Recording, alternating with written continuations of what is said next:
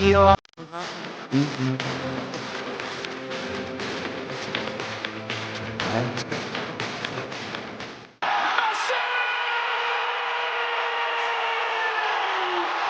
stopping Lionel Messi!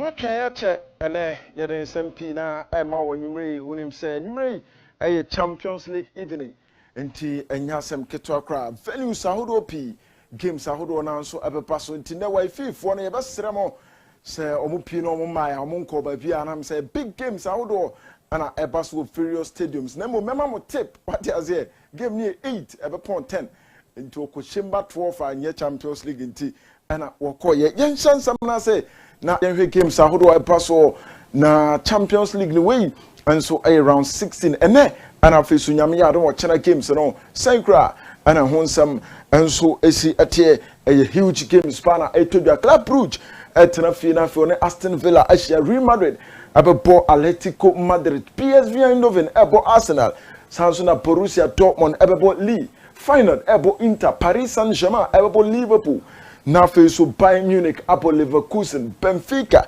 nso ne Barca na ɛbɔ nti mamiane games na afei so yɛnhwɛ solely games a ɛpa so ɛna nwumire no na yɛmfa ho nsɛm nso ɛmfa nto anim na mepakyɛw sɛ wokɔ Jean Bradel Stadium a mepakyɛw Club Brugge ana afei so Aston Villa game na ɛpa so no ɛyɛ João Pinheiro ɔyɛ Portugal ni ɔno ana bɛkɔ akɔgyina mu na afei so wadi saa game no Santiago Bernabeu ɛyɛ big game Real Madrid ana afei so Atletico Madrid ɛna ɛbɔ Clermont Topin efiri France ɔno ɛna bɛdi saa game no na mepakyɛ ɔkɔ Philips Stadion ɛnso ɛwɔ PSV a mepakyɛ mamemfa nto anim sɛ Jose Gil Manzano ɔno ɛna bɛgyina saa game no mu ɛyɛ PSV Eindhoven ɛna Arsenal ɛna ɛbɔ na afei so Signal Iduna Jose Maria Sanchez Martinez ɔno ɛne ɔpani a ɔno so kɔkɔhwɛ saa game no so na wɔn games ne deɛ a ɛne coaches ne pia di nkɔmɔ ɛno akyi no nneɛma pii nso ne free games no mu ba na Mikel Arteta said anwumrɛ sɛ ɔmo timi hyɛ PSV Eindhoven na ɔmo hyɛ ɔmo convincingly a ɛbɛtimi aboa na afei ɔmo season no sɛdeɛ no ɔmo ankɔ yie no ɛbɛsesa narrative na pipia nso so ayɛ fine na so ɔmo gye Champions League no deɛ a ɛneɛ na ɛsɛ baabi awu pipia bɛkɔ yie ade ama de Ganes. It's a game that obviously brings a different energy. You know, it's a competition that puts everybody in their toes. We've done a lot already this season here, and now is the moment to start to make another strong steps in the direction that we want. So very excited for the game. I think in the group stage, because it was different, I could see it very open. Now I see it very close because I just see one opponent, which is PSV and tomorrow's game, and that's it. But in the first stage, I think it's been... we Mikel Arteta ne nkɔmɔ oti ɛrefa a wɔn ne PSV game no ho ɛno akyi no wɔsi PSV team no ɛyɛ team a no ɔten pa a ɔhwɛ team a wɔyi Juventus ɛde na free Champions League no mu deɛ wɔn ne bɔ a na wɔn nso wɔgyina yie ɛnam sɛ ɔ Arsenal sɛ wɔbɛtumi ɛde ayɛ o team no ho adwuma ɛno akyi ɔsɔ ɔno nso ne team no ɛwɔm sɛ strikers ne bi ni wɔ players ahodoɔ pii ne wɔ deɛ nanso ɔsɔ wɔn ka wɔn ho bom na wɔn bɔ bɔɔl no as a unit na togetherness ɛyɛ adwuma wɔ team no mu a wɔn bɛtumi ɛdi nkunim wɔ game no mu. I mean, the reality is, me personally as a coach, I just look at what is ahead. And what is ahead is a team that has eliminated a team like Juventus with a history. So I know the difficulty. We played against them a lot in recent years, and we know the difficulty of the match. Well, trying to explain how we're going to do it and why we do things. And they try to deliver that in the best possible way. In the last two results, it's been very different in terms of performance as well. Not getting the result that we want, but certainly being better, especially in the last game than the opposition. And the fact that we have still gears, even with the players that we have, some other gears to take the game to a different level. When it comes to that stage, it's about lifting the level and the standards. Every individual has to be at their best, and when we do that with the team that we have and the connection. Arsenal for no head coach Mikel Arteta na nsema ode epai no na Santiago Bernabeu na nwumrei anya sem keto akra stadium na ready enti obenya bi na fe wo so ahwese de no ma esi Eco Stadio Santiago Bernabeu mawie bibia aprapra bibia penti bibia anya fe na ade chen ye na game no be ban na winnam ha na winnam say dabi we mo no omo ye omadwuma na kama na bibia so aifa na Diego Pablo Simeone ono ana head coach de Atletico Madrid team no owura ne say stadium omo kono ewom say in Champions League ahia na eno ma den wo ho say obekwa kodim kunimu nanso nei ono the players no mo ye confident eno achi no omo sanso wo enough quality say omo ne be match Madrid team no say be ya win omo nsa ebetumi aka na eno Madrid for omo so press conference ba so Don Carlo Ancelotti on Vinicius Junior na tenase na Ancelotti say ene ehun be hia pass strikers a omo wanim ho no omo de defensive duties be ka omo game no ho nti ye Vini Junior ukọ animu a na wasanso abachira bepoa Kylian Mbappe nkotete babi na nkase mommra na memfanto net enya wonkwa na onim go hyeche obi awiase nti ye abrachire na fe wonso be defend sanso na Rodrigo munyina anso ye players ahodo a ene ehun be hia se defensively omo be boa team no se de be anema abekoye na Jose Pesao de Oliveira Junior aye Vinicius Junior ono nso tenase team komo na first question I the man no na ayesa dinti na Ballon d'Or gala wan kobie ana o say na team no echese ni kwan so obi asi ase anam so hwe kwan a na be patcho Ballon d'Or for no afaso atwa aduane dia form ko akide be wuro omanum na enya de sefata anunti ana wanko na o say no you so close so be win into obehwe animu say next time bia no obe try harder say the be obe win so many awards eno ene nsema Vini Junior enso editu derifa Ballon d'Or no ho ma yenko Barca omu goalkeeper Szczesny na nsan o the goal post mu de ma passer for obey mistakes be 2 billion by be we no na oma win the game no Szczesny say before every game niam a ye ansa na wako game no hura no de atodwa. It's not how one would imagine his first game for Barcelona, not in Barbastro on an awful pitch, but I was focused. There wasn't much there. Because I tried to get into my state of focus by meditating before games, and I try to do it the same whether it's against Barbastro or Real Madrid, and it doesn't change. Do you meditate long? No, well, I do it every day, 15 to 20 minutes a day. Okay. I do it right before the game as well, so I get into a very focused state, and it just helps me to be always prepared in exactly the same way for every single game, and then it helps me also to deal with the good moments of the game, the bad moments of the game. I feel that's one part of football that meditation helped me the most with. I had a funny situation with Mark ter Stegen.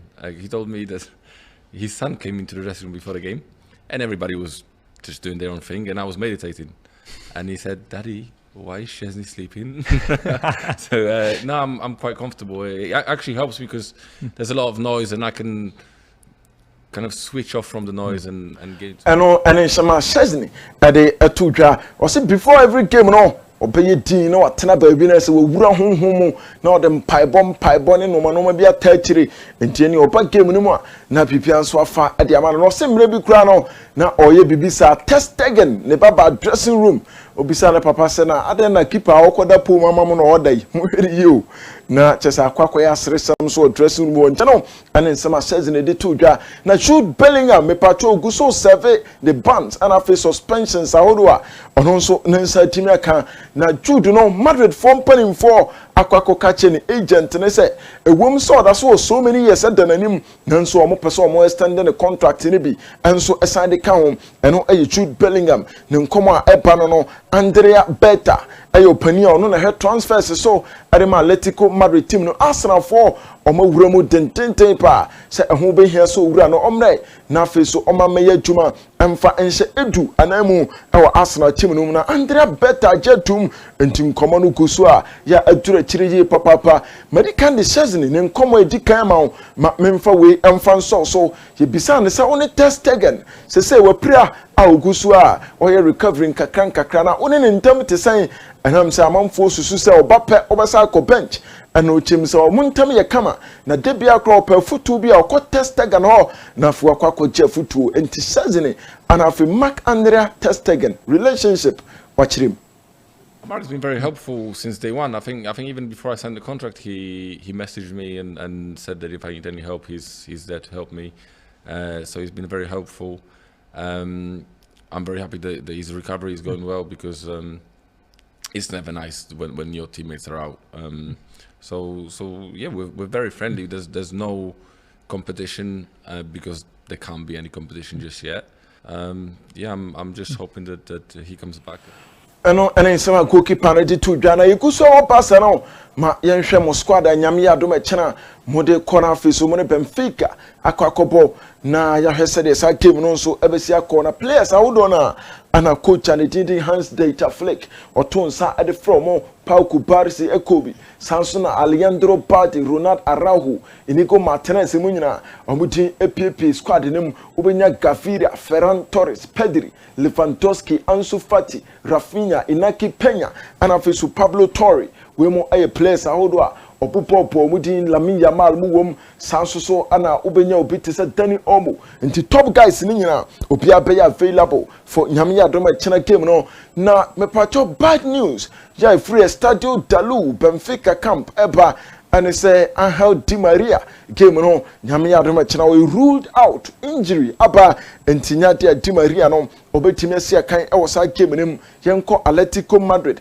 na yenhwe squad Diego Paulo Simeone ono so ade ko game no against Real Madrid ene anwumre nti one muso omunyina anso eka team no Samson Jean Oblak Josema Jimenez Conor Gallagher Rodrigo de Paul omunyina ye players ahodo a omo eka team no Antoine Griezmann Paulo Barrios anafeso Solot ha ne ochewa obedayo last minute sisi nti we mo any players ahodo a Pablo Simeone so no otonsa ade from for this particular game FA Cup draw naba mamemfa quarter finals no mfama enam say amanfo twen na mepacho fuam ebo Crystal Palace Samson Preston North End ebo Aston Villa we dwidwi mo aba beduru ha dwene papa Preston North End Samson AFC Bournemouth ohun so Manchester City Brighton and Hove Albion ebo between Ipswich and Nottingham de obedi enkunim no ono ana on Brighton and Hove Albion be hia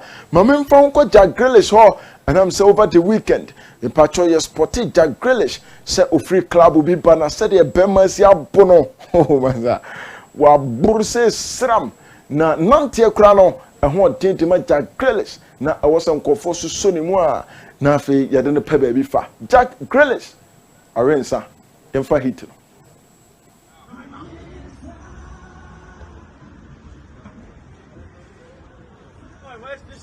Jack, lad. Any chance for an autograph? Please, Jack. Hi. Jack, hi, please.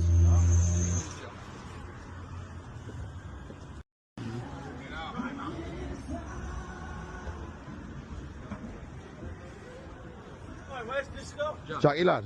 Any chance for an autograph? Please, Jack. Hi. Jack, hi. Enti we pub bi e Newcastle e ho na Jack Grealish ko share jinani sa wa yesi sram na afia homache no na okofia de chenso a obeko training te no Jack Grealish te no na Antonio Rudiger ene Federico Valverde omo nya fully fit omo mienu nyina nya 100% na mo manwumre e wo so omo force na omo de po game no nti two players no na wo hwe omo no Federico Valverde ebo game we bi anwumre a apeye ni game number 300 at the Real Madrid team no nti ever since so making the debut May 2018 ni nyina no ogura no kakra about 300 games and the day Madrid team no Unai Emery about Club Brugge me kire Aston Villa team no na ogura na kirem team news when available ni nyina Unai Emery acheche. Good evening. They are not Onana and Barkley. They are not available. They are not Andres Garcia and Donald Malen because they are not in the list. Jamal as well, he is not in the list. and another player they are in the squad. They are coming back after injured Pau Torres in the squad. Tyrone Minks after he wasn't on Friday. Matty Cash and Camara. Camara he was on Friday, but he's today or for tomorrow. On Friday he was in the bench, and for tomorrow could start playing as well. Emery and our chim's players ni be available and which almost one betting up came no omunyina auto monsam atuja na Diego Simeone say onim lineup a Madrid for the weapon numere na Luka Modric ebetimi akọ bench na Brahim Diaz ababehye mfimfi ho ti wa sha se totobo e de ba park so eno Diego Pablo Simeone ne nsama wa sha se otepa no na yehwe Madrid for squad a omo e de call game no na fe so yensisi ba ko mieru bi so emfa ematibu koto a return onim say last game no enya de so wura no esi akan okupa tere no mnemom this time wasan so bounce back e de papa wura squad no Andre Lunin anso edin apiemu bi na oko defense wa David Alaba Latikumpo empanifo epoditi Sanson Antonio Rudiger munyina enso eko game nim na Ferland Mendy Raul Asensio enso bepo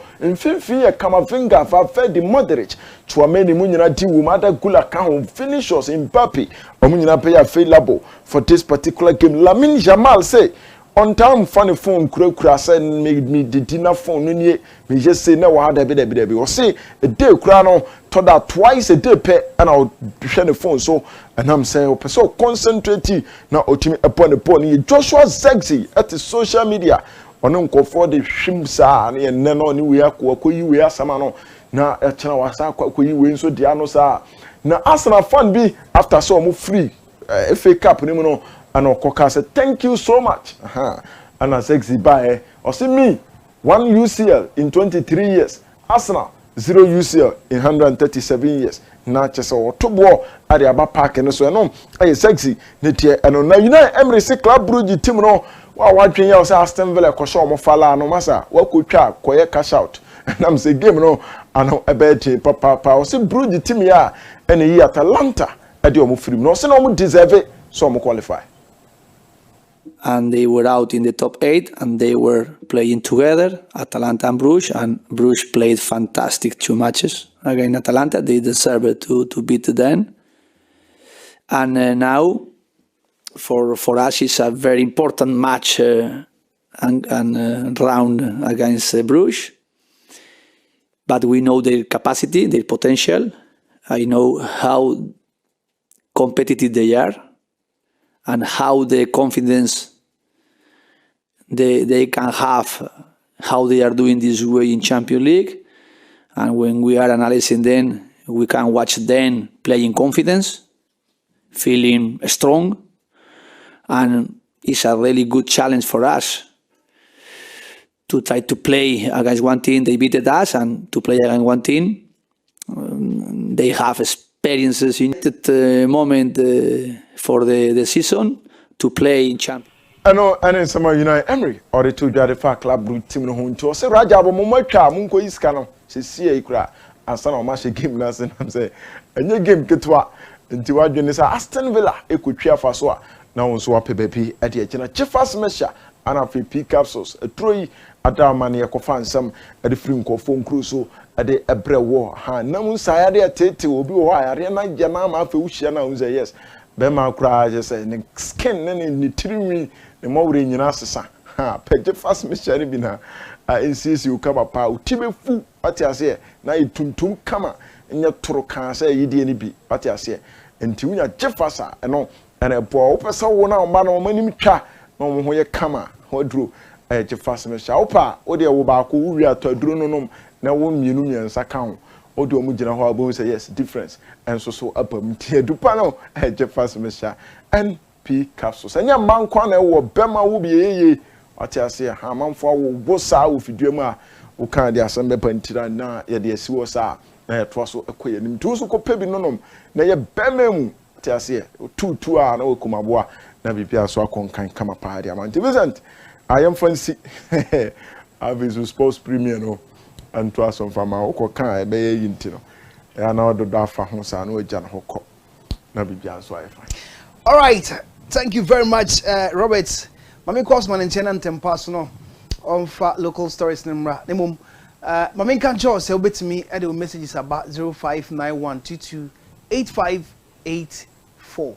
Birthdays from Kubu or Maye now feel no Yakuya name, but Mami Mosman in room with the local stories. Osman, Vincent, my into I'm also here with Tanzania. Sir, Yama, the Moki kind of Mekoa as a member.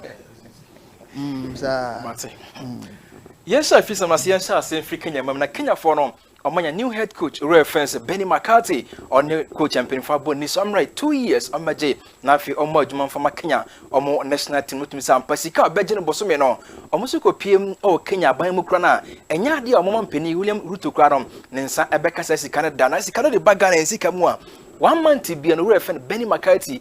Edging 9 billion aka krego to the crowd and yasam kotwa enti enu sika ne sabeka 2 years and was signed the Kenya form omo federation na medi ho nkomo e dia ma o jumade ne senko pim Nigeria we omo the provincial squad na ba bontin mum enti sa squad no omo the ba bontin na hwe motumi sampa ano de ne pa yasam kotwa kra na hwe ase ho benya branti a e fe Samuel Chukwueze ono o hobi Victor Boniface Adimula Lukman and what Keleti here na cho hobi na fe Aranti fe Moses Simon omo doso papa nyasam koto anti munyina enso ka ho bia ne no medi ho nkomo e dia ma e wo jumade ne so eye ene anunrei sa ene tiemfa ho no fansi wo ho na yemra yanka se di na medi yanka sa afisam nkomo kakra ne e ba wo jumade ne so no na owram Ghana FA and FA club license board no omo the stadium makoma be enuma ba bontim chim sa hade enya ade amonhwe mu kirem se betimi asi akan e wo ho ama bia so akoyi enti bia Ghana Premier League no e ba so back na e ba no enya ade betimi asi akan ho na stadiums ni na the tiene so hwema obahum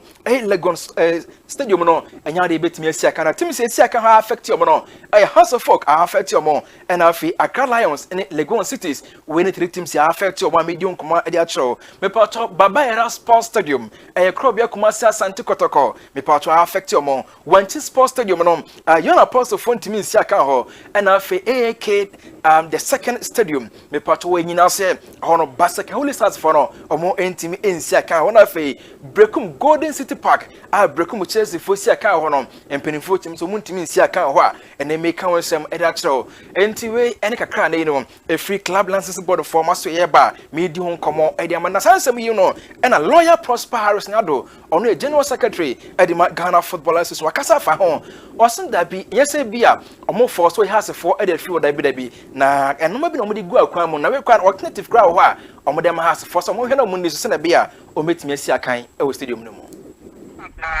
esme ni asofo ni stadium facility nya omukohwe ena ejuma ye betumi aye nti enye se ya cho kekese asofo muntumi mbo ha ena ya je omo David alternative nso ewo no se obetumi aka se safe zone ni o nti ebia security wise no ebia ye benya 50 policemen on one side, another 50 policemen on the other side.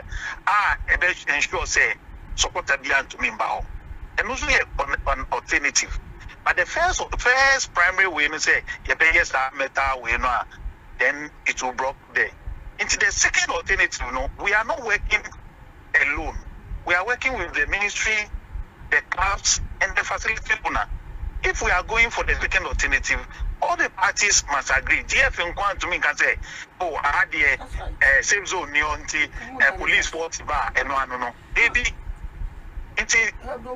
we will need all the parties to agree because you can't say 50 police bar. Police for no commitment. So we have to work with the party and ensure say whatever assessment and the number of security I need, is guaranteed. Then we can play there. Into you can't say parking in here. No, we are working with the club. If the club wants to play there this weekend, there are steps to take. We will take with them.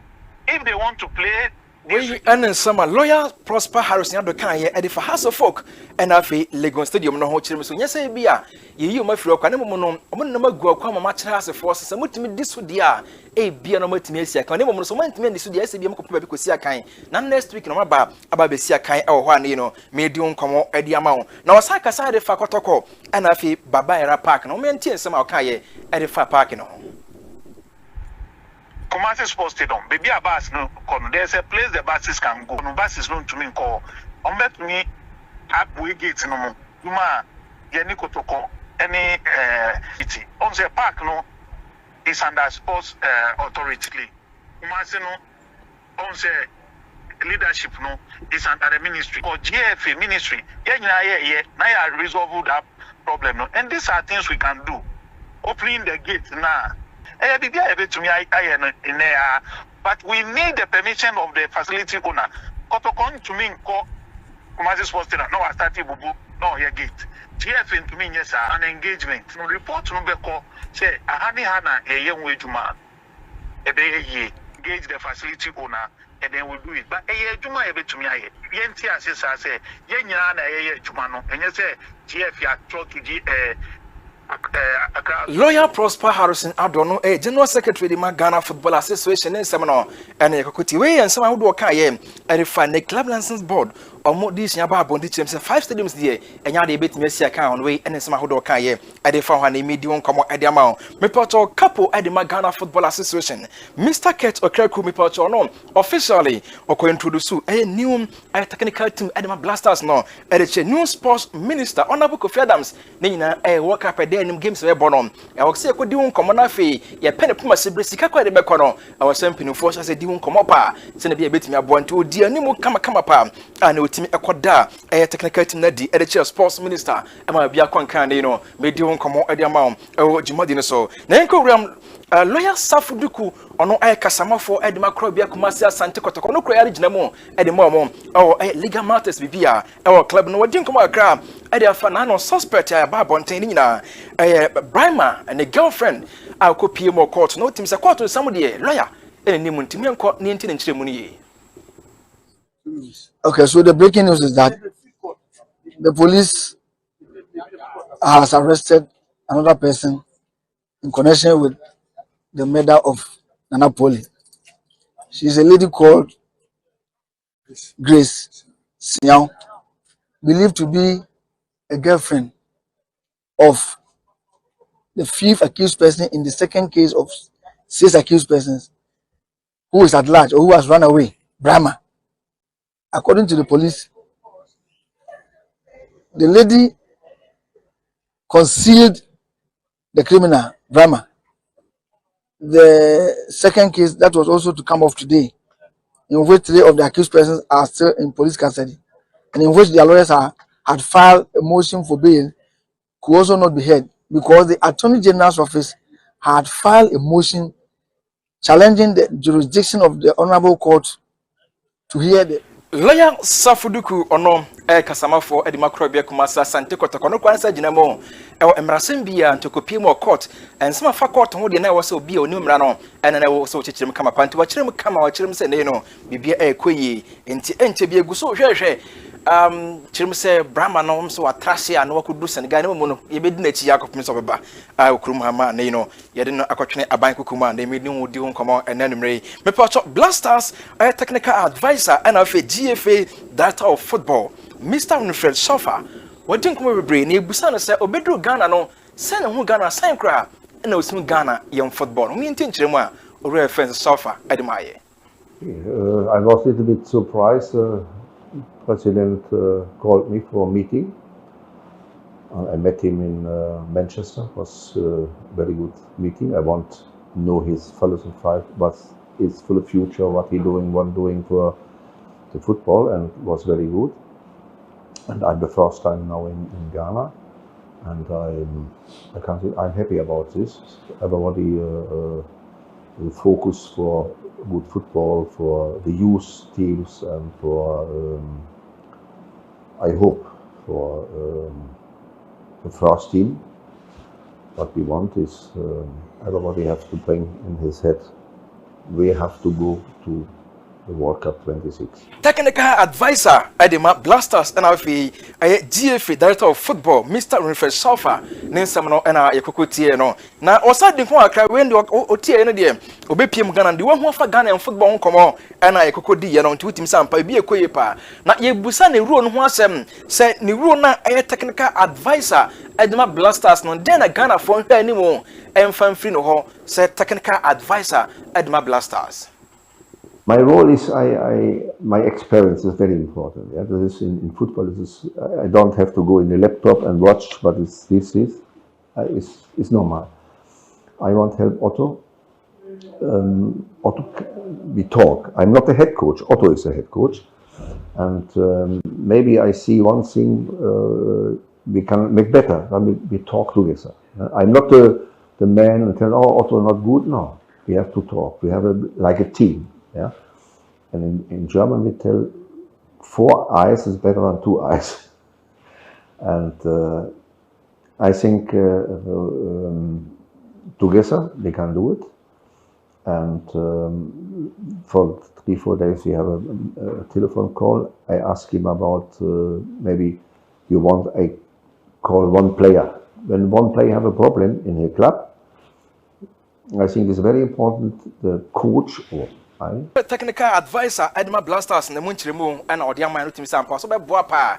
Nakobana say beer, Ghana, your 2 and Safra players beer, 9 team castle, 1 castle, press, I don't mean an obeshe, and Manina 20 metra at the Mayan place, and who out to see account Europe.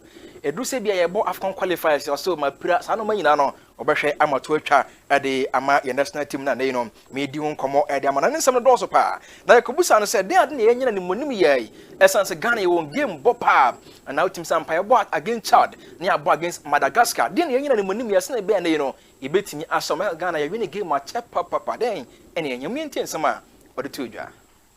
We have to talk not only when the player come here. Yeah? We have to call the players and ask him, what is everything okay with you, with your family, with your kids, with the coach. Yeah, the player have to know we have interest about him.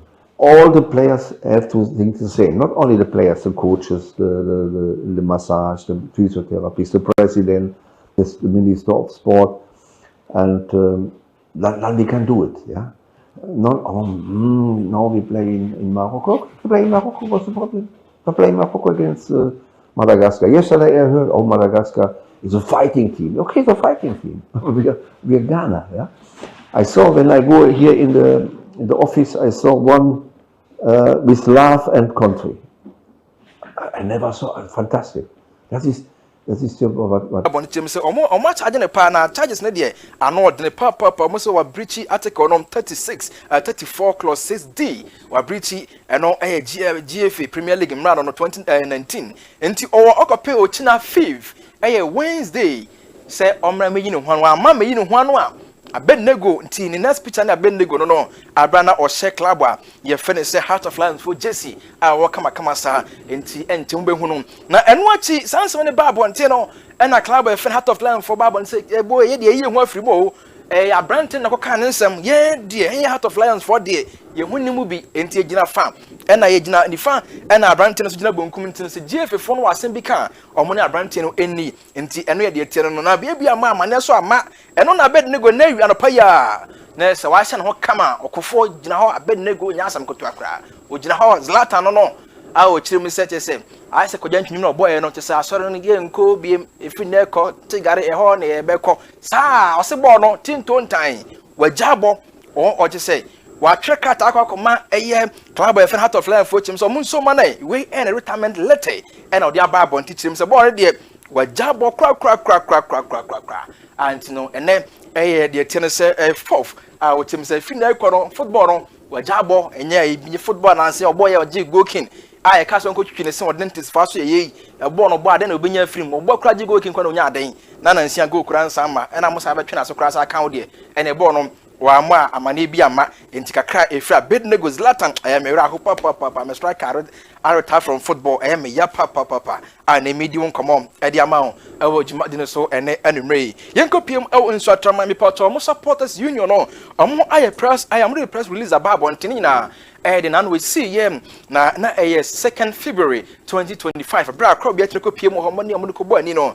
eho ana enua ya frempon Napoli nya ekosia ne nkwansia wo na no mo kire mo so mo katre ba bonten pa Ghana ma nyina achew pa football fraternity mo pa obi achew omo pa Asante ma nyina achew na afei omo pa crop be Kumasi Asante Kotokofo nyina achew so mo de omo ne Kotoko ni asem bia ne mo nipa bone ni bi enkate bone bi na frankate pa ama nei yen sama yekuche gu kaka so ye kentin ni tietie na de enche be bosomo ni nakakradi na shiatre mani Kumasi Asante Kotoko ye bi agwo wo shiatre agwo na chinye wiye no na yinia ba ko na ya sempon adodo na abono na ne puli ipabone bi de sekan ya wono ama yinia no wantima ko du fie waye nyame dia asana e ba yere e de oyi ne kehie ba shiatre ene ne potamu ene Ghana fa na nyina ema ipadodo na de yawo ne nsem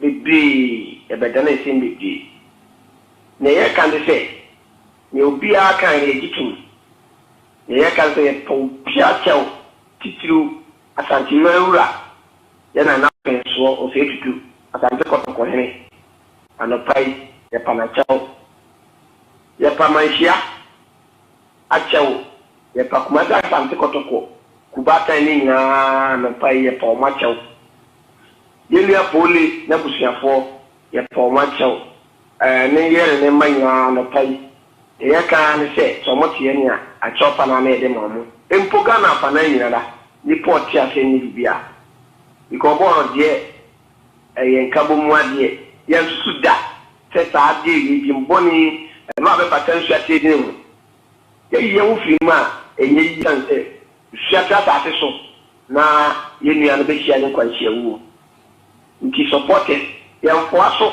yen fo wo so yen fo bata so eni ti ye kan se a chopa na because oye den ya ke wo firma enye yi enkoti se nipa boni na obedi se wu no abambe so no nsam no ne ye catch obi bia se a chopa because na ye so ama footballer ye bo a ye de ne ya chansan yefe ele mpanifo nyara ya wie ni sa no yewura bafo wa tibire kete na odan sa tema no na nso ama ne ho agu fi wanya nsemboni ama kwa kan sema gunu so ama yewura na ba magu ntitia ye nyare se yewura se opeson Mr. Abraham Opondua ono ye kasamafo Edema Supporters Union Edema Nsuatraman chirim se wedie enkate boni bi na be fra mo nkate amma puru nyina agu na mo de mo krobia ni asem utimi se abre bia no krobia si akanya enya de boni bia ba ne mo no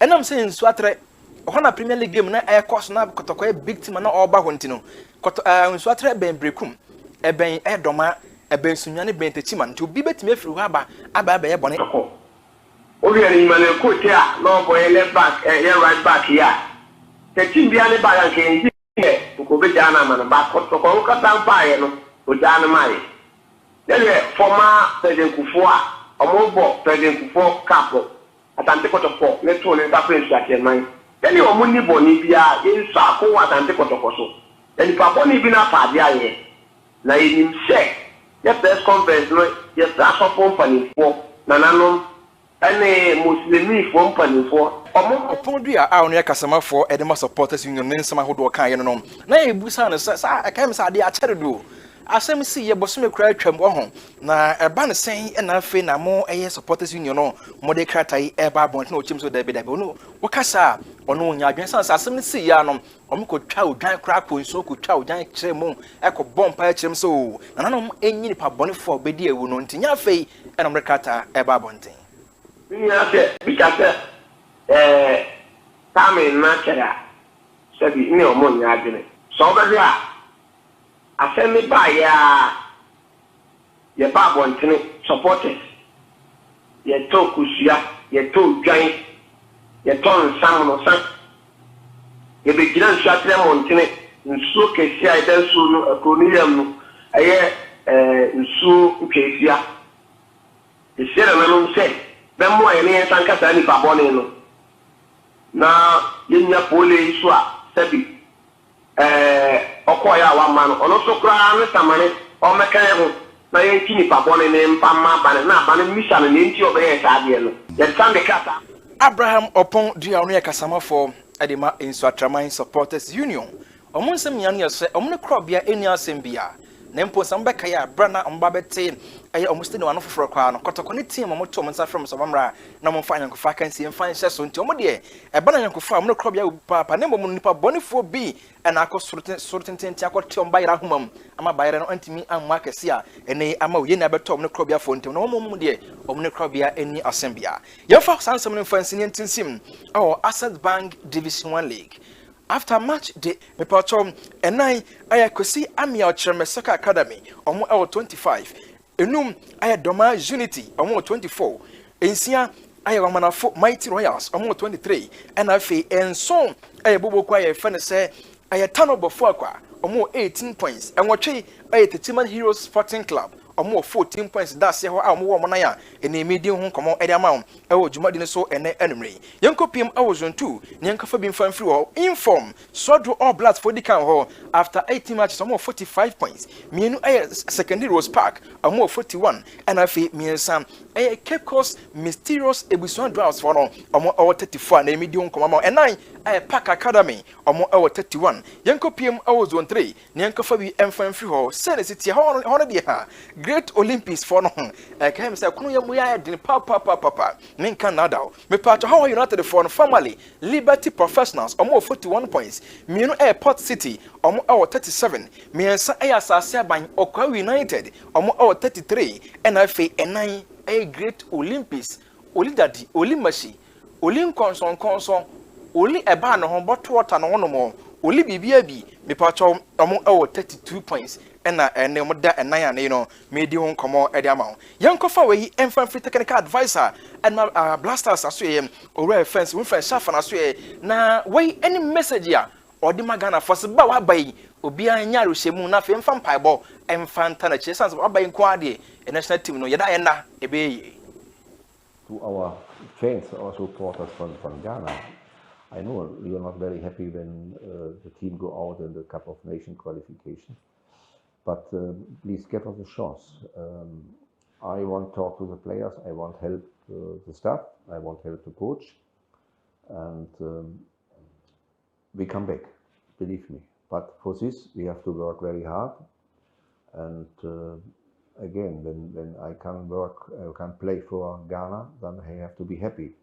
And all the players, not only this player now, all players in outside from Ghana, all the local players, good local players have to. Ghana ni da Dana is na good na boss did na me na phone sa buru ofum say sense obayi nko ade football no ebeyi ebe fa ntema pa ade fra ama na oye ni na fe games intimi wini bi no betima wini bi pa ama normal konkan de amaye Jeffers mixture and of a pick up to Daruma and a team pinya kese media good mu nsam ye de ema oko herbal shop wa kasa pe mixer ne bi eno achi no ka kire so sa pe capsules ne bi wo de bedru fi a wo hwe mixer no na wo yi capsules no be mienu anopa na wa mene anapa awia na wo yi mienu na wa mene sa no mre the same thing ebo mo say fi wo kono bo say wonya tinka foforo e wo nipadua ma husampa wonu madru ye wadu ne wadu ne mo madu pa ne de eno wane J fast mixture and if pick ups no and American for Eddie Amao and enemy and watch the way a band man how shame what Jumai won pass or form pa or Jumai will form and passo pa mesro said Mounsa and Kaji fast and then wow na Emma Untina Hodin Emrim Emfa Emma Awodi Ebamuno na Ujan as watching about Jumai pa Obu as or Con who can you on the first one now you know a betcha pa you Christ or Moxorco Fumba and Sana Sabin once I paid a beam mesro said no Jifas na wow one who can see na on Sunny wa NTBA now home as I saw the Jinaso Ediama who quite the end docra now Tim Sampa Oguso Bojuma Ediamana Fibia Swakon Kayepa and watching us no gonorrhea natural into a mountain sour bread or Johnson now Tim Sampa it's our chim and Snadjon Sonaba where Johnson you know not in so futa Bejana Beman no Sam or Boon Saw Johnson as a tin casca crack and so I can bearman into 2 zipuma na a new Eddie Gunicum Nina dear hard paper mesro Sama and Jifasama 40 debts are required a damn quite more beaches a bosume or Timmy Wabian Bemasa, Miro what did a damn qua. What do you not think? Sao Dawani, young Kusakusa, Sao Dawasa board there, mesrɛw sɛ ma wo nsa enka Gfast na emmoa emo aten camera oba so no di ukunu mpa so agora na enso no asan aba no na nyane ye sɛ no Gfast na emwura wodie no na enkla de bia kwenside bia mfamfiri o ma wo na nya fa hodie obi so fa na asai mesrɛw pa sɛ ma wo nsa enka Gfast mixer and afa pick ups ne bi na bibia enkoye frenchem emfa amount odu pa ne de eno ane Gfast mixer and afa pick ups no and na make am for edamau and then Vincent my fancy so say we know ho enya me pa so say manu aba fom enya sam koto akra ti ya say test no bibia na we pon ma ho no ya say test na pa now me guso a ya say test na pa ma ya we say we go bluetooth we 2 billion or so there na say enye no no an koma na no test na pa ma no say we ya popo no sa so le check mama na yenye Dr. Ike ni birthday no ansana mama Robert Avram na yakoya ni ma enti nei ha ma enti say is it 1900 policemen? I don't know. I'm say 1900. I should get my figures right. Santiago Bernabeu. Ever bro. Because mommy checking here there. Me who baby is here. Yeah, Dr. Ike. What yeah Dr. Ike birthday na yenko. Ntia me kasi I'm getting the figures wrong no. We say happy 77th birthday to my father. Nana Kofi Amponsa of Brekum. On behalf of my siblings, Daniel Amponsa, SP Raphael Amponsa, Angelina Amponsa, Isaac Amponsa, no, Dr. Ike. Rachel Amponsa and Nana Yaw Amponsa, I say happy birthday to you, father. Then Dr. Ike, papa. Nana Kofi Amponsa, Brekum. And a year celebrity or him point come pa Nangopon Kano ho na bibia enko yi emfa mayen say wow Dr. Ike amayen fe mouse starts about to say yes Ghana football starts no and yes starts kitokra enti Dr. Ike papa and a nay wodi na woda ye wishing a happy birthday e wo Globe TV so papa de ka kire onyina ne say ye ma onyinche na bibia nkoso yi emfa emma ene ya wudi wa woda no ye ka kire say nyankopon mo yi pa na ahobambo emra wakwamu na wanamonto nyina enwie peyo enti happy birthday to you yeah na ye be mo Dr. Ike so no what they are saying no ha na fi won say Globe TV is celebrity all right enti Robert my young kwana me I want to get my figures right me who 1900 we about the mommy here say you last you near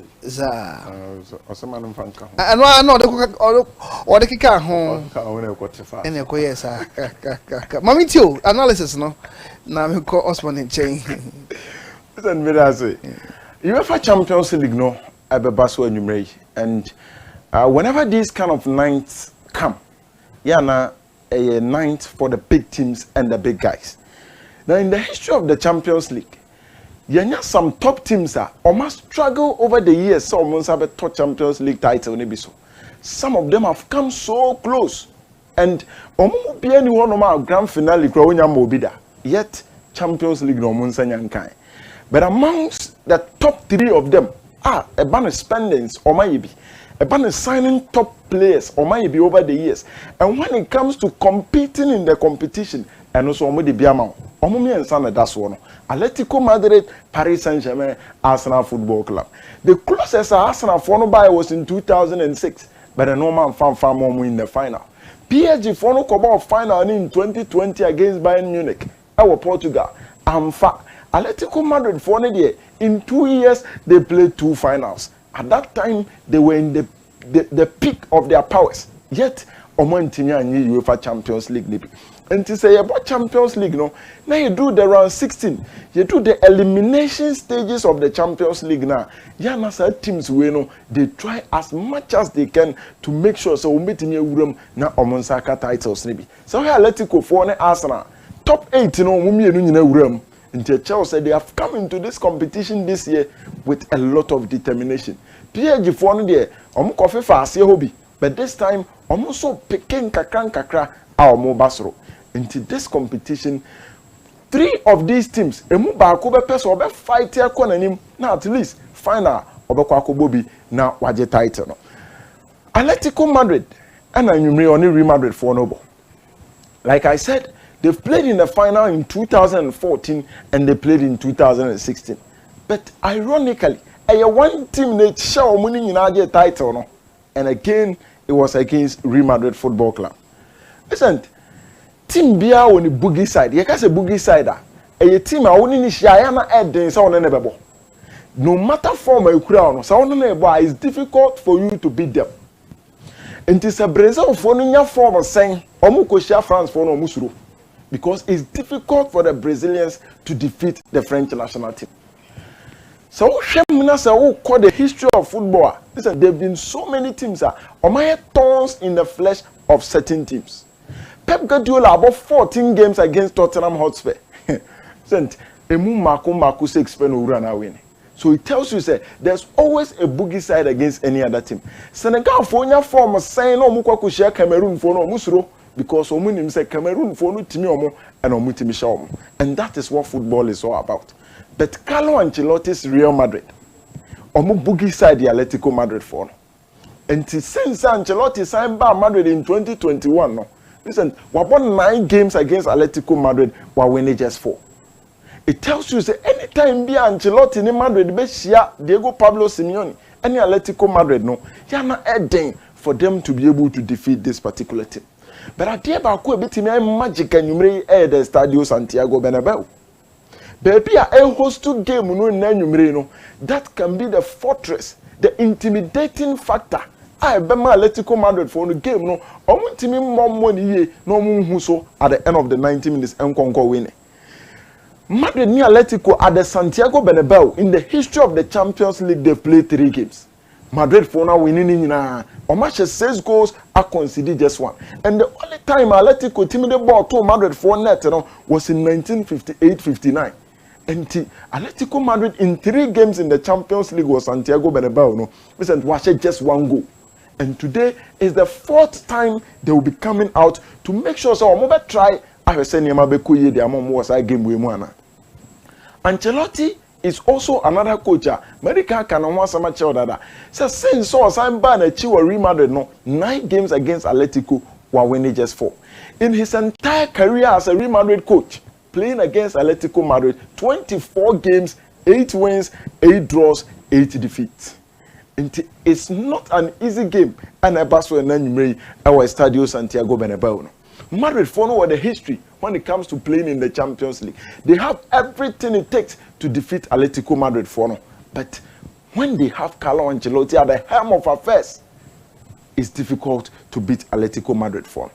So when Real Madrid team there are a lot of crises in the team, especially the midfield department. This is a team of Fede Valverde is being forced to play as the right back. And so here the possible lineups now Ebana. There's one of them, Luka Modric, is going to start in the midfield. In division, so here lineup here, that's yeah. Aurelien Tchouameni, Eduardo Camavinga. Omumi Enubema, the defensive shield, are Real Madrid for Nube here to be able to contain Julian Alvarez near Antoine Griezmann. But do you know the negative news? Negative news in here say Tchouameni ni Camavinga ni no, they are 1 yellow card away from missing the next game. In Tisao Atletico Madrid, omu very aggressive. Omu fabo no no de ba. When you first stop your most in the air fouls, they are going to frustrate you to commit certain fouls. But Camavinga and Tchouameni, who are going to be the starters and also the shield for Madrid defense, only 1 yellow card away each from missing the next game. So pass our midfield we now by Chiriwa. Antonio Rudiger the leading line now at the back. And also is 1 yellow card away from missing this particular encounter, which is making things very, very difficult for Real Madrid and Enyumre.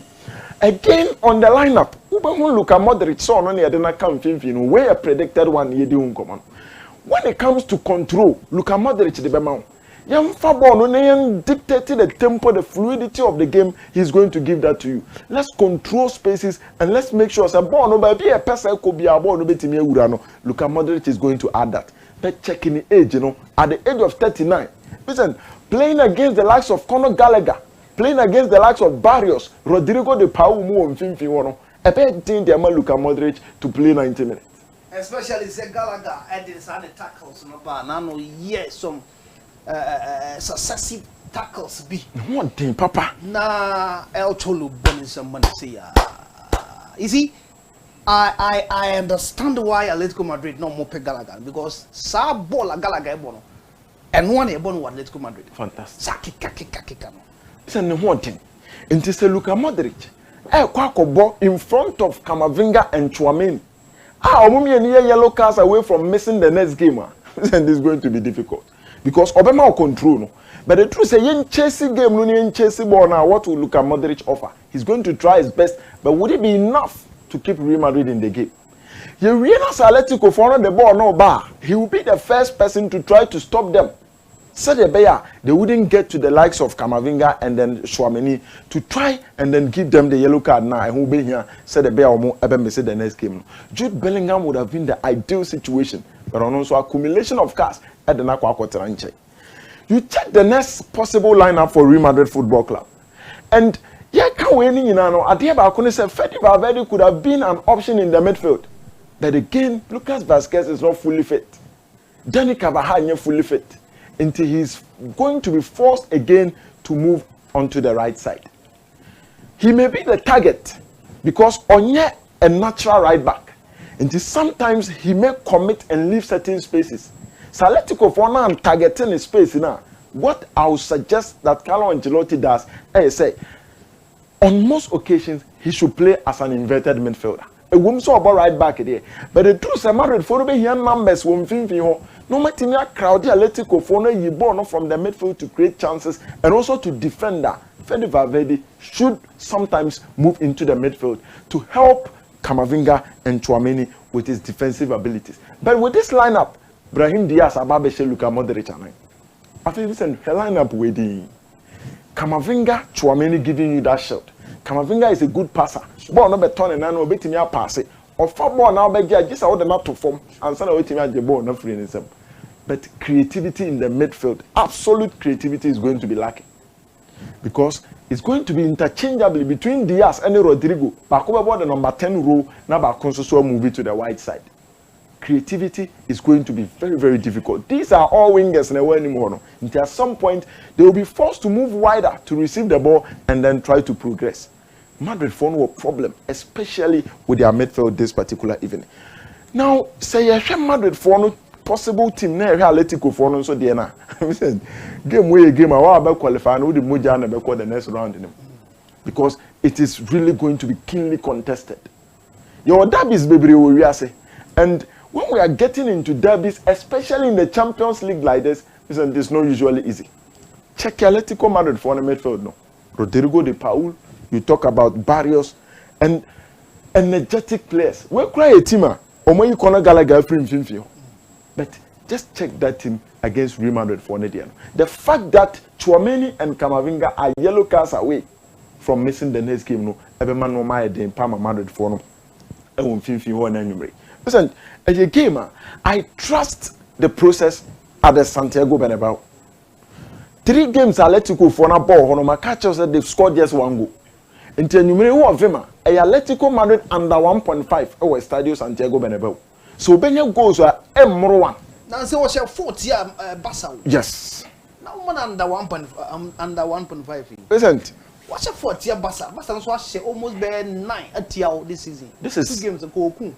Sir, Okan is out there. Now you bet me I can say. Football is a gamer. History plays an important part in it. Okay. Especially the Champions League. What about 3 games? You've scored just 1 goal there. And you are visiting that same venue this particular evening. Listen, some players would have to step up for both teams. Kylian Mbappe for Real Madrid Football Club, Julian Alvarez. 2 players now are fine for.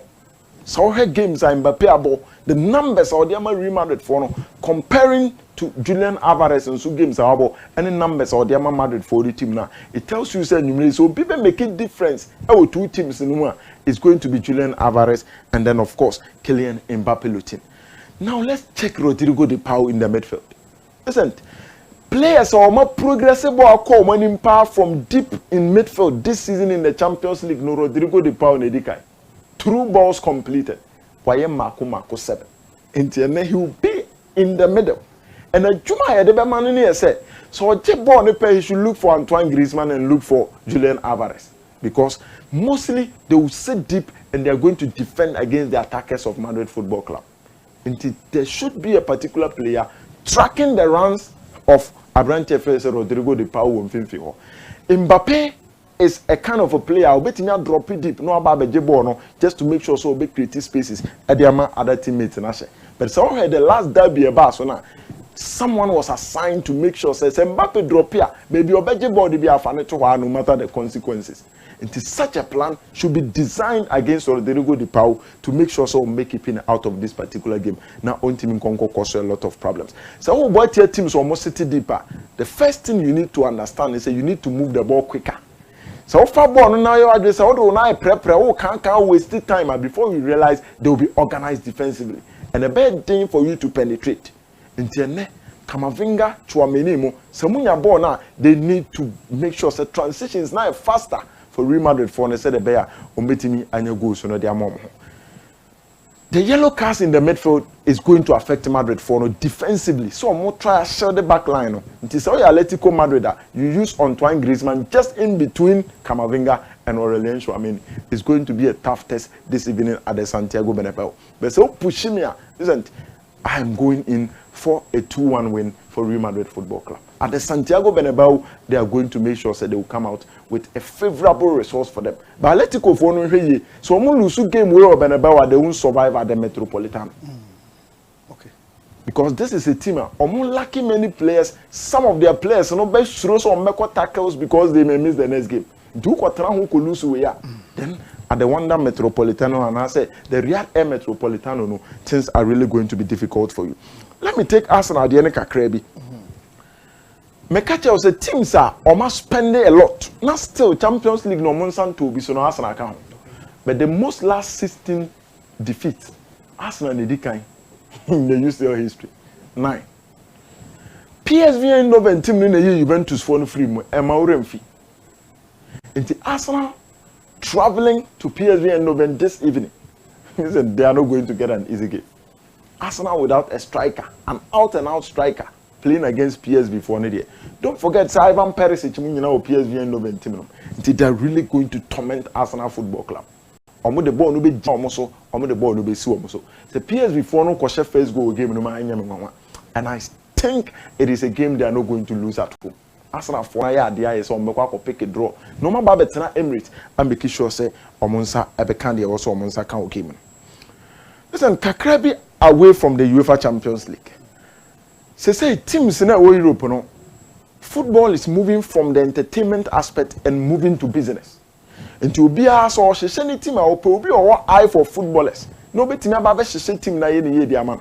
And Arsenal for identify Andrea Beta. So ono and omo hwe ne say team no. Now in terms of transfers, Omeye in charge because he's been the guy who has worked for Atletico Madrid over the years. And manager say Conor Gallagher born now bomber Chelsea no. And no have been Atletico for no. So when they needed a midfielder, it was Conor Gallagher. Omakwa Kofana Babishim and gradually isn't and no my father mom kakra ekoyi. But so Arsenal Football Club is this a team or person or cover players no better to or moton one? Is this a team or person or cover players? They value back on no the market coaches can this is a team or person or manage titles. And that is going to be the difference between a Jumana and the better Babayano Arsenal and the Wine Atletico Madrid over the years. But listen, so open nipa bako nima Juma. No name the business power. This is Andre Beta. Check the players I was over the years for Atletico Madrid Football Club. Or sign Antoine Griezmann 30 million euros from Real Sociedad. Or Tonoma Basa 120. If we are so Sanko fan Basa 20 million by. Check him fast forward when you the Atletico Madrid team. And so I asked our phone in phone. Yes, to say our more pet titles, or more person or more league in your they are just looking at making sure that Arsenal be a money machine. Now at the end of the day, no, omotim any a lot of money from that, and that may be the reason why omoni di Andre Betenechi. In football, there've been so many transfers. I've seen that this Kaba, Ronaldo moving to Real Madrid for 90 million. Akwakobo 9 seasons. Washegos, Waje titles, almost 100 million. Paul Pogba, Eba from United to Juve was free. Also, Banomutria 105 million. Ori or Sanko free. A lot of them. But Antoine Griezmann, then Andre Betaye, and HSA, he's really a man on top of issues in terms of transfers. And he a good option for Arsenal Football Club. Thank you very much. 0591228584 prediction any day or here Robert Chimwa. One who say Atletico Madrid big goals on a bit more one kra. Tiana under 1.5 for na. Since so much in Kofobi 4 or what solo to Munina Shibus. Osman. Present. Mawintio. Medasana. My Yentia Ghana for Numre. Vincent, me and Cameron, as I say, my memory face street 9 in common. And my camera. Yeah. Nancy me who know. Sir, me who yeah, but there's a but I'm say, I'm ready to tell me in common. Vincent, technical advisor, Edma in senior national team, no, in French Shafa, or didn't come over brave. Now, Tin Commodine is like experience when you're in Africa, I say, no. And one original wedding, a dinner in common. And in Pennyfoka Castle, Miss Asma dance anyone. It should be near the dance until the experience or gather or Cameroon national team or far Africa, Kurema Bano. And I didn't come on, but your national team is different as compared to Tama now, what Cameroon is Anomano. And to me, who is a Castano, the Obetimiaka, but on the field of play, no, one I asked Senojana Casepa, and Yami Adam on the 21st match in Sono. And a bear baby associated bond, but don't bed and so ebefa. The only say national team lady, Kakra can over to Mafan Tampafra. Now, Omoko Sia, Honorable Sports Minister, Honorable Kofi Adams, and in anno year, World Cup preparations and non common bedi in his anno. Listen, and I dare gonna be a penny or say, World Cup Yababe Koi and games out there by a boy. Sikahin and the Belrum. Sika, a qualified corner, Sikahin and the World Cup. Ghana be a let's air. Because any can say previous sports minister or honey government no or mind to me and to know my ye among Yanoma Basa Emma ye could did this cap be more just World Cup qualifies nay a copy more cap or say and no more be brave one call for Crom Conyesica Nanka Moon deserves a communicano or Munyesica or break copy more World Cup Nancy. And this is the time I'm out for Obia let's air train. Sebecaso, Sicas must near their wanting. So Becca there was a time I Ghana for any J-Pa. Tama honorable Nilan Tivana Boba no chase Kanumukra Ghana football say eka say we omma munyai we ni sika ebet made ebet metia work up ayeko na ana dwumadi ayeko na sika da so ye de times 2 na ekọ de na mfaso bi anya de mfaso bi anim ntina ho behia say mpanimfo no etna so mu chemukra and Ghana football say e ma normal konkan but Vincent what it is in sembili sika bi a asha say ebobo ba 2022 work up na ekọ na Otibia yam to me show. And then Kofubi Munya Sika, oh, you might not see. I think, listen, seriously. By other baby, Bissam Jose. Young Fan is Osman. One I appoint to say pace holder and one wire. Gaudian Gongas. Oh, that was that be so Unkas and say, what about Quana? Say, that be Sanka, Sanka, Waba, or Babo be Catemi. Yeah. Ankabia where Coma one can be yes, and come on Kabianka Wonkasa. What I say. But once you some traffic, see more money, say, I can't maybe a cowboy in Nameda, and I made you uncommon at a man. And Uncle for Munya be a Chayama, in security personnel Mocoin will be $5,000 per appearance fee. What I say. In your 28 additional members who follow Timno, in the 26 month squad in the Koye, Vincent will be $100,000 appearance fee. 28 additional members account no koye omodos check players na koye no obi anso saka $100,000 check is sika we 26 plus 28 na check among mudi achiri just say Vincent a hard me brave but in all abesi atwamako dia ka we anim no na wo se ebo ho ban se na ebe ya yensan fa sika no odin se nkonkose no e mo mane maka bebre ene ade ye wo se ye hwe na ka ho se bebre Vincent me striker abed nego tetes wo retire from football ya Zlatan ya bebre because me penasem they be make am siga na ye place yi nanka saman we Vincent nanko a perfect replacement at the master moja why they menka so ya akra o na one ya akra Onyi baby no ya akra na say baby dey share you was it yes you will be what anya in terms of age you say you can strike and kasa okay strike and kasa the type of striker yes okay so what do I say Jimmy Vardy one more boy is our boy and later no about less of virginity sanity who can a type of striker na e bi ni o man bi mo I says Latin or Europe no is always the type of striker Halan among North e bi ni Ghana have him enti na me hu ni say nke bitima kura na play out me force waji go kin o wi ase onko dentist na onko twini se onko twini se onko sin Friday because I don't think say football be Ghana football be at the pay bitima ya den e bitim dia ma no won yesho say sa de no hyeni mu na sa beef no woni mu na odi akeka we se be ya obepe ne ba bia na Vincent football na papa nka wo ji go kin ka be ka se ko twitwi se okay so what I say ohun se nya papa enti ya ma no se onko twitwi ne se no because me nya sure say even Benin for bo mu league na obi anya top scorer e league na ye free players na ya mfena nka ho so that say be won wa pa na Ghana e ba na say ni buo bia mfa ma ye league na ye den in league na ye boro enti me won say eno ka ho bi e na ma sanse mu nyina ba bontin but Vincent but once our player e was so whole limit the obeka sadru wo agronim ye nsam futu nya den e ngu agronim once you retire na nko ka asem we a enka the case is different. Once a professional player who goes to see a candy, Vincent, never was a co who be original as not what this uncommon. Be so no so Bob one was a me Kanama Jacko. Oh, a bit my sir. Second, BBC and Asabi, Hunyansa. So I say, we were big bumping, we could bono, I say, I take 2 3 or sanity.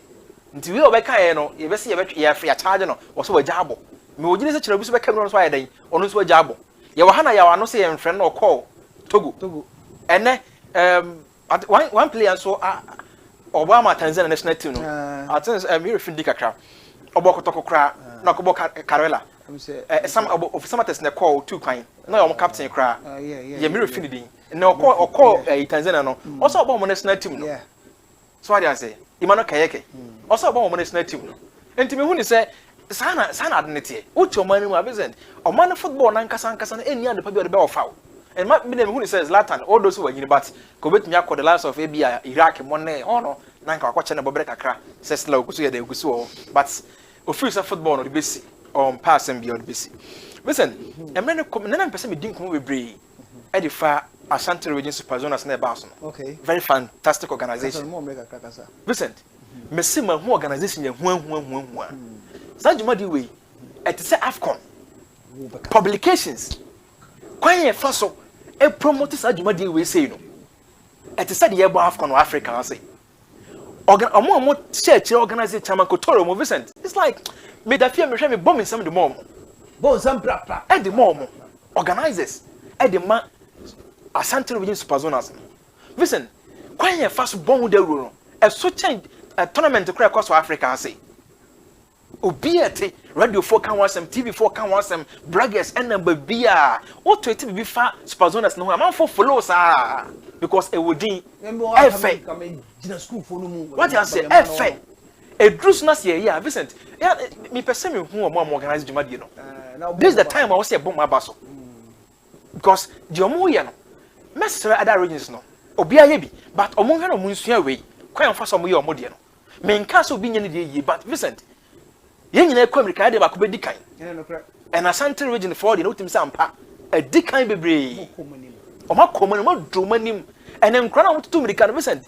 e bi a national asset yen mo ho ban yi small girl bi okọ Aduman senior high school small girl bi oye okuta Muslim name Vincent yen mo no ho ban fa ma o man no and o ma organize no man yama I have faith to the stand say wo gina ho na o hwe bia when Vincent ani kekeke enti e best say other regions no ensua bi kwan ye fa so publications am fa so aye hu dede ama amanfo follow omode no we no kwan ye fa so ba hu da rule ana amanfo follow ensam trefa hu de follow jumadi we nyasam koto akra amanfo tena se e discuss sa jumadi we true amon so no nyina enti no kire we say we ye ne yi a amanfo so ye den etu mani de akire bo hu da rule ni ma enya Asante region kwan na ekoso because of all other regions na bia den e because but im say adenti eduru amon de no kwa na ba bonten omo de no kwa na ba bonten tie ye mom bus organizers ye mom bus e wo sa enoma ho de omo ye de ma ye Ghana na fe Ashanti region listen yes me yankopon bona mpesi no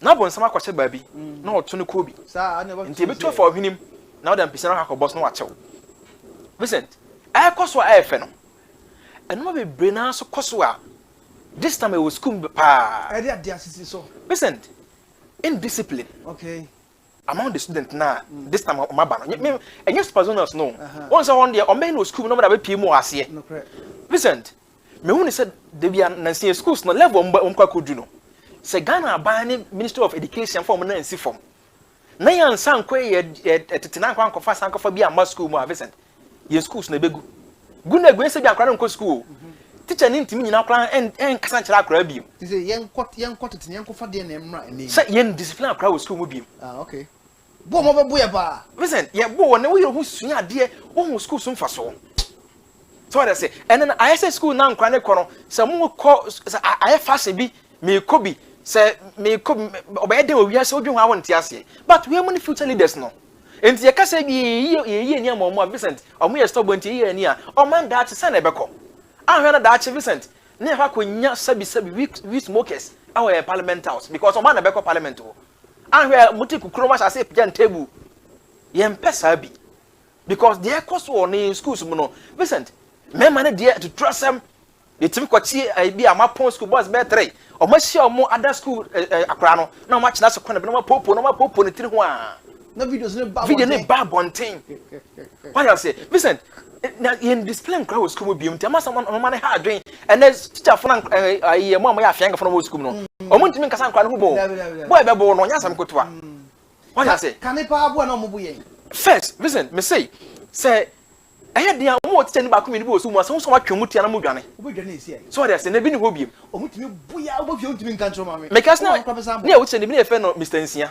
na me dwen se bia won se Nsia de ni o mutimi tu nipa sa na anye ni ni din o che wa mo kra ye Nsia na sa na tie tie fe no Mr. Nsia Vincent obe discipline account obe jiro ho asua ade obe defend sika wa me atua no so what I say just imagine say senkanya school na nka free and nka ma me boss aka we na nka we school mu a nka so mfa so be na nka ma benya free so enti I think say Ghana ba was some do nice form na no be mo ye free school say ye mo nkra wo school mu bi benye say no Vincent ya ginsemu girls na so Vincent anu ya den they had doing say obeche school uniform now the cameras na nim a shaking the to mu ama school na dia ba abonten me hu say school asimas na akra we ko na say wo bira so na camera na TikTok na nyama ya Vincent now yes say Vincent mo so aba mane wo so di ade afa na ma yentu nkwa ne fo me yentu nkwa ne fo na afuto de we mu mpu na o ma osma wutimi meti wase se wutufu no wo bire mu no na ayi phone ye de bo game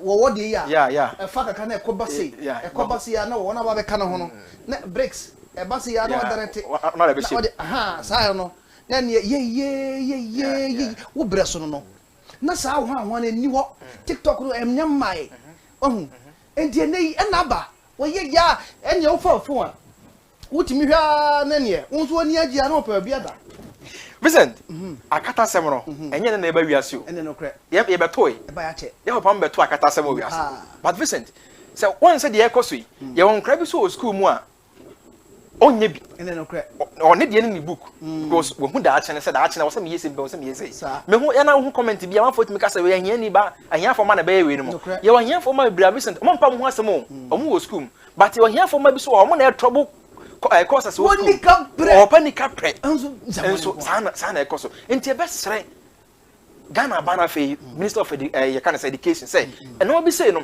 omo nsan fa omo na si form especially omo mo akrakotoa junior high school student from one ni no kuta iPhone 15 no the best school yes sir listen ni na tipe mi na ato ama no enti so kuta iPhone 15 ni best school a enka ye tua school fees ya iPhone 15 ni bo no enka betumi ahwe na me akakọ yeden ama na wie school Osman ye tu agina mu afo no ni ye tu akura nso fo hwe empanyimfo no so ma ba na nsen empanyimfo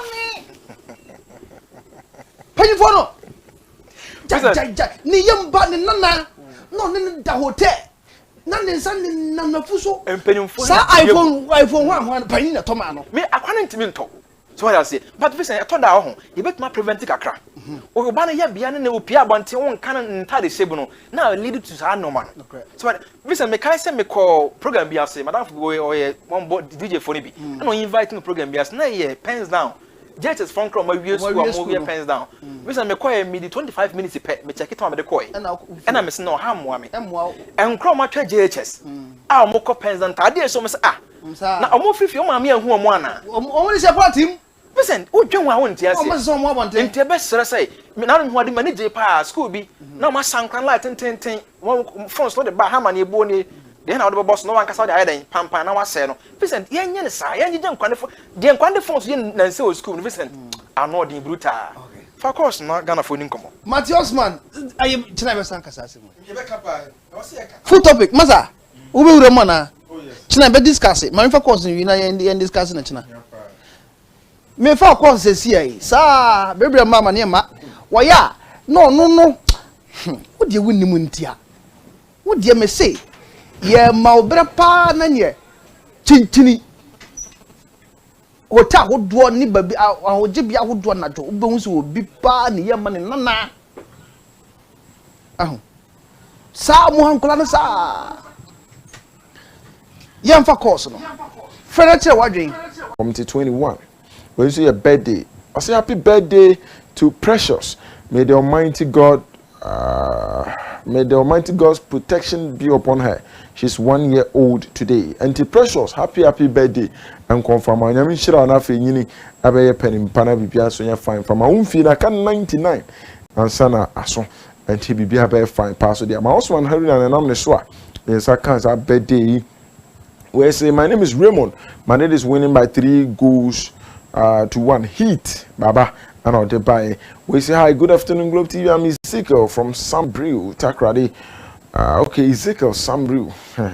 My greetings to Bright. I will see Barcelona win the Champions League this season. When so, okay, I'm in Kofawi. We say good evening, Globe Sports. Wish myself a happy birthday. May Almighty Allah richly bless me in everything. But Madrid is winning tonight. Halap Madrid from Kratos, Mohammed Al-Hassan, Wasai Krupon, into Kratos, any happy birthday, Enko, Emfa, Emma. We should say, please, wish my lovely wife, Mary Odro, a happy birthday. Coming from David Odro, well known as Virgin Boy. Into Virgin Boy, so a wife, a Mary Odro, into Mary Odro, 10 hours.